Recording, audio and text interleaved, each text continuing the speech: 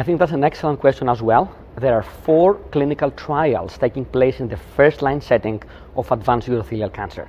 These clinical trials are comparing head-to-head immunotherapy, either a single agent or combination, depending on the trial, with standard of care chemotherapy, with gemcitabine plus cisplatin or carboplatin, depending on patients' fitness to get cisplatin.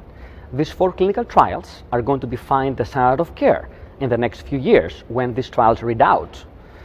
2 of those trials, one with the immune checkpoint inhibitor anti-PD-L1 and another trial with an anti-PD-1 agent, are also including an arm containing chemotherapy plus combined with a checkpoint inhibitor as one of the arms, compared to standard of care chemotherapy versus immunotherapy alone.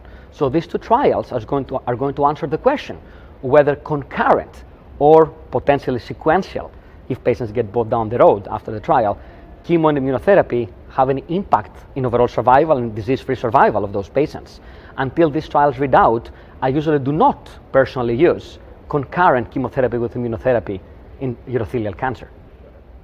Moreover, I think it's very interesting to think about combination strategies to be tested, evaluated in earlier disease settings.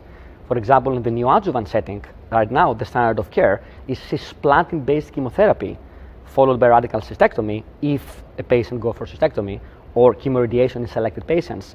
This will be a nice disease setting to do clinical trials to evaluate combination of chemotherapy and immunotherapy. But again, before these trials read out, I don't recommend the concurrent combination at this point until these trials have a read.